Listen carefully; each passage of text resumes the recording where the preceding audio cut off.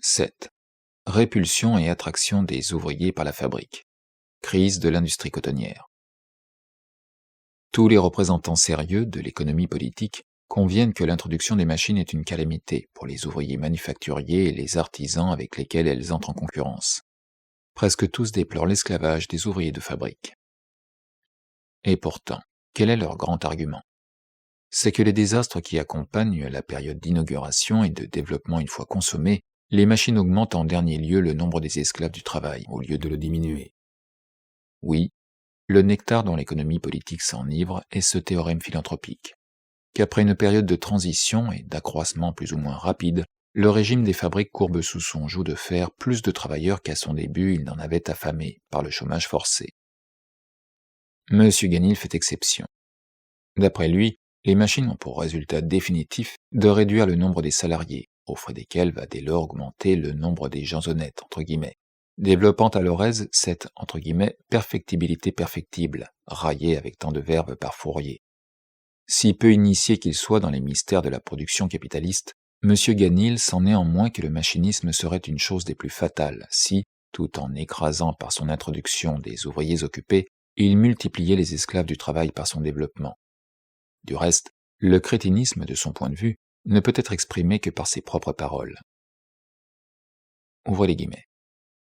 Les classes condamnées à produire et à consommer diminuent, et les classes qui dirigent le travail, qui soulagent, consolent et éclairent toute la population, se multiplient et s'approprient tous les bienfaits qui résultent de la diminution des frais du travail, de l'abondance des productions et du bon marché des consommations.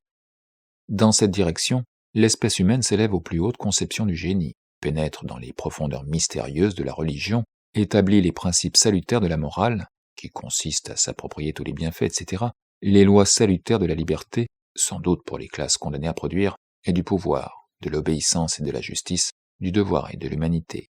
Note 150, fermez les guillemets. Nous avons déjà démontré, par l'exemple des fabriques anglaises de worsted, de soie, etc., qu'à un certain degré de développement, un progrès extraordinaire dans la production peut être accompagné d'une diminution non seulement relative, mais absolue du nombre des ouvriers employés. D'après un recensement spécial de toutes les fabriques du Royaume-Uni, fait en 1860 sur l'ordre du Parlement, la circonscription a échu à l'inspecteur R. Baker, celle des districts de Lancashire, Cheshire et Yorkshire, comptait 652 fabriques. Sur ce nombre, 570 fabriques contenaient 85 622 métiers à vapeur et 6 819 146 broches, non compris les broches à tordre. Les engins à vapeur représentaient une force de 27 439 chevaux, les roues hydrauliques une force de 1390 et le personnel comprenait 94 119 ouvriers. En 1865, au contraire, ces mêmes fabriques contenant 95 163 métiers, 7 025 031 broches et 33 370 forces cheval, dont 28 725 pour les chevaux à vapeur et 1445 pour les roues hydrauliques, n'occupaient que 88 913 ouvriers. De 1860 à 1865, il y avait donc une augmentation de 11% en métiers à vapeur, de 3% en broches, de 5% en force de vapeur, en même temps que le nombre des ouvriers avait diminué de 5%. Note 151. De 1852 à 1862, l'industrie lainière s'accrut considérablement en Angleterre, tandis que le nombre des ouvriers qu'elle occupait resta presque stationnaire. Ouvrez les guillemets. Ceci fait voir dans quelle large mesure les machines nouvellement introduites avaient déplacé le travail des périodes précédentes. Note 152, fermez les guillemets. Dans certains cas, le surcroît des ouvriers employés n'est qu'apparent, c'est-à-dire qu'il provient non pas de l'extension des fabriques déjà établies, mais de l'annexion graduelle de branches non encore soumises au régime mécanique. Ouvrez les guillemets. Pendant la période de 1838-58, l'augmentation des métiers à tisser mécanique et du nombre des ouvriers occupés par eux n'était due qu'au progrès des fabriques anglaises de coton. Dans d'autres fabriques, au contraire, elle provenait de l'application récente de la vapeur aux métiers à tisser la toile, les rubans, les tapis, etc., mués auparavant par la force musculaire de l'homme. Note 153, fermez les guillemets. Dans ces derniers cas, l'augmentation des ouvriers de fabrique n'exprima donc qu'une diminution du nombre total des ouvriers occupés. Enfin, il n'est ici nullement fait mention que partout, sauf dans l'industrie métallurgique, le personnel de fabrique est composé, pour la plus grande partie, d'adolescents, d'enfants et de femmes. Quelle que soit d'ailleurs la masse des travailleurs que les machines déplacent violemment ou remplacent virtuellement, on comprend cependant qu'avec l'établissement progressif de nouvelles fabriques et l'agrandissement continu des anciennes, le nombre des ouvriers de fabrique puisse finalement, dans telle ou telle branche d'industrie, dépasser celui des ouvriers manufacturiers ou des artisans qu'ils ont supplantés. Mettons qu'avec l'ancien mode de production, on emploie hebdomadairement un capital de 500 livres sterling, dont 2/5 ou 200 livres sterling forment la partie constante, avancée en matières premières, instruments, etc., et 3/5 ou 300 livres sterling, la partie variable, avancée en salaire, soit 1 livre sterling par ouvrier. Dès que le système mécanique est introduit, la composition de ce capital change. Sur 4/5 ou 400 livres sterling de capital constant, par exemple, il ne contient plus que 100 livres sterling de capital variable, convertible en force de travail. 2/3 des ouvriers jusque-là occupés sont donc congédiés. Si la nouvelle fabrique fait de bonnes affaires, s'étend et parvient à élever son capital de 500 à 1500 livres sterling, et que les autres conditions de la production restent les mêmes, elle occupera alors autant d'ouvriers qu'avant la révolution industrielle, c'est-à-dire 300. Le capital employé s'élève-t-il encore jusqu'à 2000 livres sterling, c'est 400 ouvriers qui se trouvent dès lors occupés, 1/3 de plus qu'avec l'ancien mode d'exploitation. Le nombre des ouvriers s'est ainsi accru de 100. Mais relativement, c'est-à-dire proportionnellement au capital avancé, il s'est abaissé de 800, car avec l'ancien mode de production, le capital de 2000 livres sterling aurait enrôlé 1200 ouvriers au lieu de 400. Une diminution relative des ouvriers employés est donc compatible avec leur augmentation absolue, et dans le système mécanique, leur nombre ne croît jamais absolument sans diminuer relativement à la grandeur du capital employé et à la masse des marchandises produites. Nous venons de supposer que l'accroissement du capital total n'amène pas de changement dans sa composition, parce qu'il ne modifie pas les conditions de la production. Mais on sait déjà qu'avec chaque progrès du machinisme, la partie constante du capital, avancée en machines, matières premières, etc., s'accroît, tandis que la partie variable dépensée en force de travail diminue. Et l'on sait en même temps que dans aucun autre mode de production, les perfectionnements ne sont si continuels, et par conséquent, la composition du capital s'y sujette à changer. Ces changements sont cependant toujours plus ou moins interrompus, par des points d'arrêt et par une extension purement quantitative sur la base technique donnée, et c'est ce qui fait augmenter le nombre des ouvriers occupés. C'est ainsi que, dans les fabriques de coton, de laine, de worsted, de lin et de soie du Royaume-Uni, le nombre total des ouvriers employés n'atteignait en 1835 que le chiffre de 354 684, tandis qu'en 1861, le nombre seul des tisseurs à la mécanique, entre parenthèses, des deux sexes et de tout âge à partir de 8 ans, s'élevait à 230 654. Cet accroissement, il est vrai, était acheté en Angleterre par la suppression de 800 000 tisserands à la main, pour ne pas parler des déplacés de l'Asie et du continent européen. Note 154. Tant que l'exploitation mécanique s'étend dans une branche d'industrie aux dépens du métier ou de la manufacture, ses succès sont aussi certains que le seraient ceux d'une armée pourvue de fusils à aiguille contre une armée d'arbalétriers. Cette première période pendant laquelle la machine doit conquérir son champ d'action est d'une importance décisive, à cause des profits extraordinaires qu'elle aide à produire. Ils ne constituent pas seulement par eux-mêmes un fonds d'accumulation accéléré. Ils attirent, en outre, une grande partie du capital social additionnel, partout en voie de formation, et à la recherche de nouveaux placements dans les sphères de production privilégiées. Les avantages particuliers de la première période d'activité fiévreuse se renouvellent partout où les machines viennent d'être introduites. Mais dès que la fabrique a acquis une certaine assiette et un certain degré de maturité, dès que sa base technique, c'est-à-dire la machine, est reproduite au moyen de machines, dès que le mode d'extraction du charbon et du fer, ainsi que la manipulation des métaux et les voies de transport ont été révolutionnés, en un mot, dès que les conditions générales de production sont adaptées aux exigences de la grande industrie, dès lors, ce genre d'exploitation acquiert une élasticité et une faculté de s'étendre soudainement et par bonds, qui ne rencontrent d'autres limites que celle de la matière première et du débouché. D'une part, les machines effectuent directement l'augmentation de matières premières, comme par exemple le cotton gin a augmenté la production du coton, note 155. D'autre part, le bas prix des produits de fabrique et le perfectionnement des voies de communication et de transport fournissent des armes pour la conquête des marchés étrangers. En ruinant par la concurrence leur main-d'œuvre indigène, l'industrie mécanique les transforme forcément en champs de production des matières premières dont elle a besoin. C'est ainsi que l'Inde a été contrainte de produire du coton, de la laine, du chanvre, de l'indigo, etc. pour la Grande-Bretagne. Note 156. En rendant surnuméraire là où elle réside une partie de la classe productive, la grande industrie nécessite l'immigration, et par conséquent, la colonisation de contrées étrangères qui se transforment en greniers de matières premières pour la mère patrie. C'est ainsi que l'Australie est devenue un immense magasin de laine pour l'Angleterre. Note 157. Une nouvelle division internationale du travail, imposée par les sièges principaux de la grande industrie, convertit de cette façon une partie du globe en champ de production agricole pour l'autre partie, qui devient par excellence le champ de production industriel. Note 158. Cette révolution va de pair avec des bouleversements dans l'agriculture, sur lesquels nous ne nous arrêterons pas en ce moment. Note 159.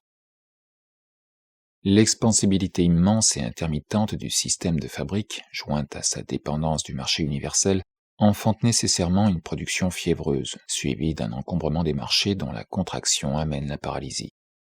La vie de l'industrie se transforme ainsi en série de périodes d'activité moyenne, de prospérité, de surproduction, de crise et de stagnation. L'incertitude et l'instabilité auxquelles l'exploitation mécanique soumet le travail finissent par se consolider et par devenir l'état normal de l'ouvrier, grâce à ces variations périodiques du cycle industriel. À part les époques de prospérité, la lutte la plus acharnée s'engage entre les capitalistes pour leur place au marché et leurs profits personnels qui sont en raison directe du bas prix de leurs produits. C'est donc à qui emploiera les machines les plus perfectionnées pour supplanter l'ouvrier et les méthodes de production les plus savantes.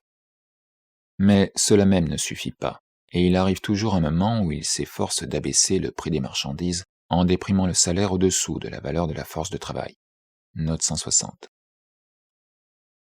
L'accroissement dans le nombre des ouvriers de la fabrique a pour condition un accroissement proportionnellement beaucoup plus rapide du capital qui s'y trouve engagé. Mais ce mouvement ne s'accomplit que dans les périodes de flux et de reflux du cycle industriel.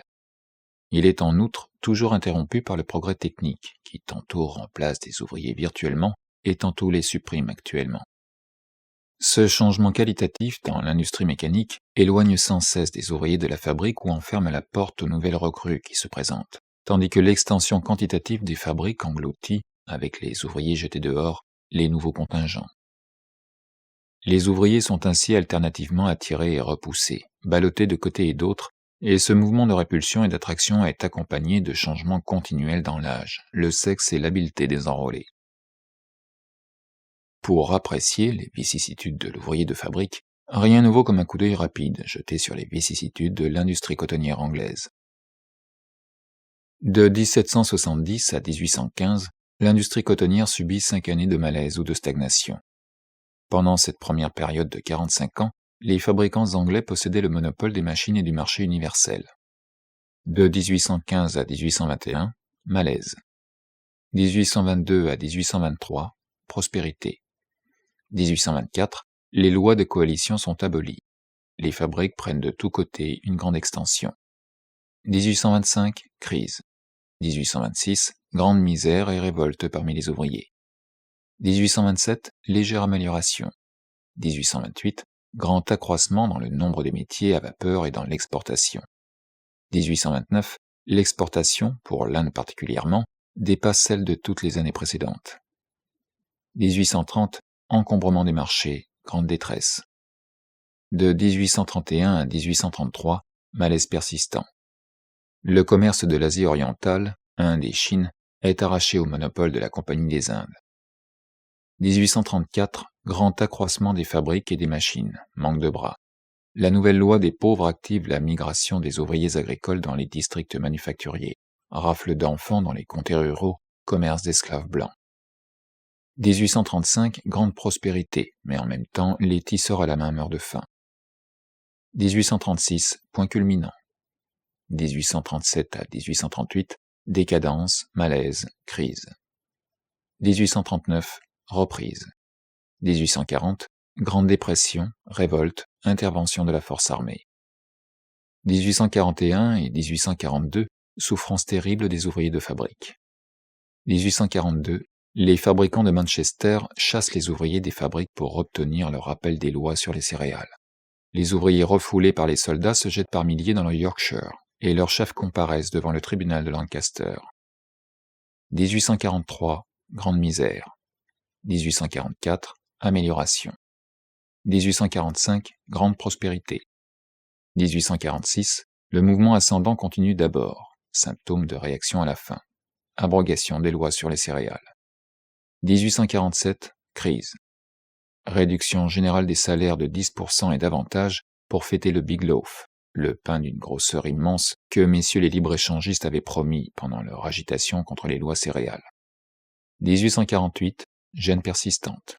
Manchester protégé par les soldats. 1849, reprise. 1850, prospérité. 1851, baisse des prix des marchandises, salaires réduits, grève fréquente. 1852, commencement d'amélioration. Les grèves continuent, les fabricants menacent de faire venir les ouvriers étrangers. 1853, exportation croissante. Grève de 8 mois et grande misère à Preston. 1854, prospérité. 1855, encombrement des marchés. Des banqueroutes nombreuses sont annoncées des États-Unis, du Canada et de l'Asie orientale. 1856, grande prospérité. 1857, crise. 1858, amélioration. 1859, grande prospérité, augmentation du nombre des fabriques. 1860, zénith de l'industrie cotonnière anglaise. Les marchés de l'Inde, de l'Australie et d'autres contrées sont tellement encombrés que c'est à peine si, en 1863, ils ont absorbé toute cette pacotille. Traité de commerce anglo-français, énorme développement des fabriques et du machinisme. 1861, prospérité momentanée, réaction, guerre civile américaine, crise cotonnière. De 1862 à 1863, écroulement complet.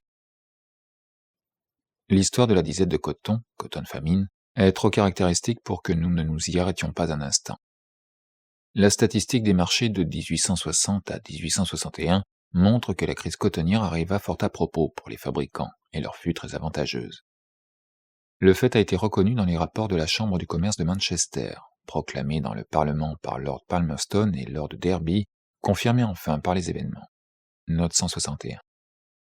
En 1861, parmi les 2887 fabriques de coton du Royaume-Uni, il y en avait assurément beaucoup de petites. D'après le rapport de l'inspecteur R. Redgrave, dont la circonscription administrative comprenait 2109 fabriques, 392 ou 19% d'entre elles employaient une force de moins de 10 chevaux vapeur, 345 ou 16% une force entre 10 et 20 chevaux, et 1372 au contraire une force de 20 chevaux et davantage. Note 162. La plus grande partie des petites fabriques avait été établie pendant la période de prospérité, depuis 1858, en général par des spéculateurs dont l'un fournissait les filets, l'autre les machines, un troisième les bâtiments, et elles étaient dirigées par d'anciens contremaîtres ou par d'autres gens sans moyens. Presque tous ces petits patrons furent ruinés. Bien qu'ils formassent un tiers du nombre des fabricants, leurs ateliers n'absorbaient qu'une part comparativement très faible du capital engagé dans l'industrie cotonnière. En ce qui regarde l'étendue de la crise, il est établi par des évaluations authentiques qu'en octobre 1862, 60% des broches et 58% des métiers ne marchaient plus. Ceci n'a trait qu'à l'ensemble de cette branche d'industrie et se trouvait naturellement modifié dans les districts pris isolément. Un petit nombre de fabriques seulement travaillaient le temps entier, 60 heures par semaine. Le reste ne fonctionnait que de temps à autre. Même les quelques ouvriers qui travaillaient tout le temps et pour le salaire aux pièces ordinaires voyaient leurs revenus hebdomadaires se réduire infailliblement par suite du remplacement d'une qualité supérieure de coton par une qualité inférieure, du Sea Island par celui d'Égypte, de ce dernier et de celui d'Amérique par le surat, et du coton pur par un mélange de surat et de déchets. La fibre plus courte du surat, sa nature crasseuse, la plus grande fragilité de ses filets, l'emploi de toute espèce d'ingrédients excessivement lourds à la place de la farine pour l'encollage du fil de la chaîne, etc., diminuait la rapidité de la machine ou le nombre des métiers qu'un tisseur pouvait surveiller, augmentait le travail en raison des difficultés mécaniques et réduisait le salaire en même temps que la masse des produits. La perte des ouvriers, causée par l'emploi du surat, se montait à 20 ou 30% et même davantage, bien qu'ils fussent occupés tout leur temps. Or, la plupart des fabricants abaissaient aussi le taux du salaire de 5, 7,5 et 10%. On pourra donc se représenter la situation des ouvriers qui n'étaient occupés que 3,5, 4 jours par semaine ou 6 heures par jour. En 1863, alors que l'état des choses s'était déjà relativement amélioré, les salaires hebdomadaires des tisseurs, fileurs, etc.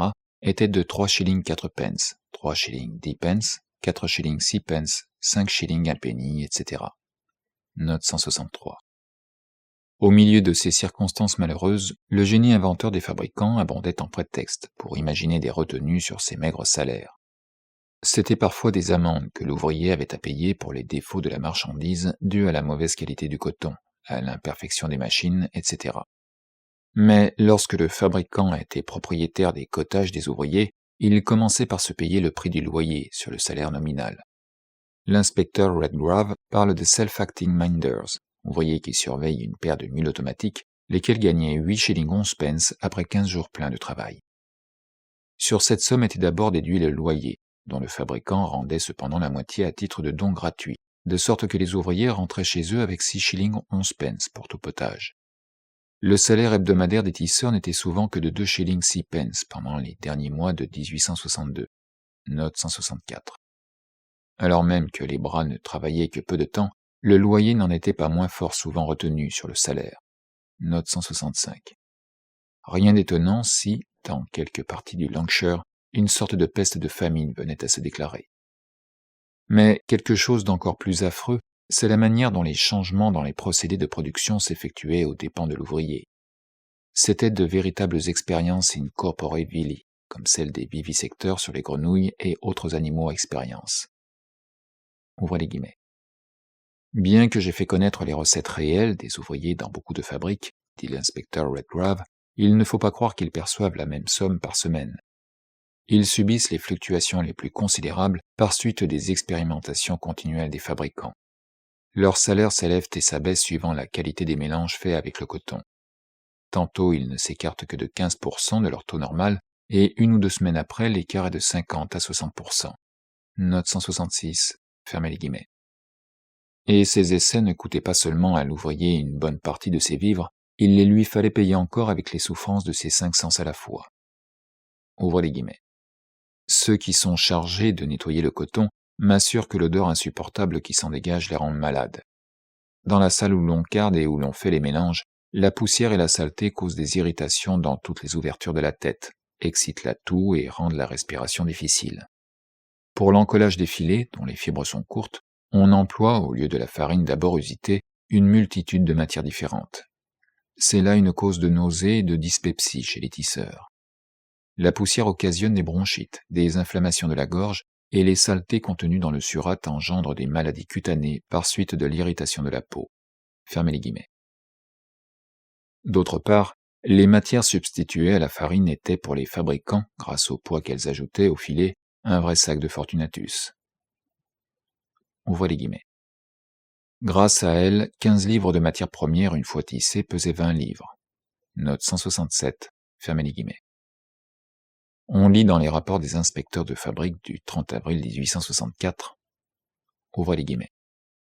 L'industrie exploite aujourd'hui cette source de profit d'une manière vraiment indécente. Je sais de bonne source qu'un tissu de 8 livres est fait avec 5 livres de coton et 2 livres 3/4 de colle. Il entrait 2 livres de colle dans un autre tissu de 5 livres 1/4. C'étaient des chemises ordinaires pour l'exportation. Dans d'autres espèces de tissus, la colle constituait parfois 50% du tout, de sorte que les fabricants pouvaient se vanter et se vantaient, en effet, de devenir riches en vendant des tissus pour moins d'argent que n'en coûtaient nominalement les filets qu'ils contenaient. Note 168, fermez les guillemets. Mais les ouvriers n'avaient pas seulement à souffrir des expériences des fabricants et des municipalités, du manque de travail et de la réduction des salaires, de la pénurie et de l'aumône, des éloges des lords et des membres de la Chambre des communes. Ouvrez les guillemets. De malheureuses filles sans occupation par suite de la crise cotonnière devinrent le rebut de la société et restèrent telles. Le nombre des jeunes prostituées s'est plus accru que depuis les 25 dernières années. Note 169, fermez les guillemets. On ne trouve donc dans les 45 premières années de l'industrie cotonnière anglaise, de 1770 à 1815, que 5 années de crise et de stagnation. Mais c'était alors l'époque de son monopole sur le monde entier. La seconde période de 48 ans, de 1815 à 1863, ne compte que 20 années de reprise et de prospérité, contre 28 de malaise et de stagnation. De 1815 à 1830 commence la concurrence avec l'Europe continentale et les États-Unis. À partir de 1833, les marchés de l'Asie sont conquis et développés, au prix, ouvrez les guillemets, de la destruction de la race humaine. Fermez les guillemets. Depuis l'abrogation de la loi des céréales, de 1846 à 1863, pour 8 années d'activité et de prospérité, on en compte 9 de crise et de stagnation. Quant à ce qui est de la situation des ouvriers adultes de l'industrie cotonnière, même pendant les temps de prospérité, on peut en juger par la note ci-dessous. Note 170.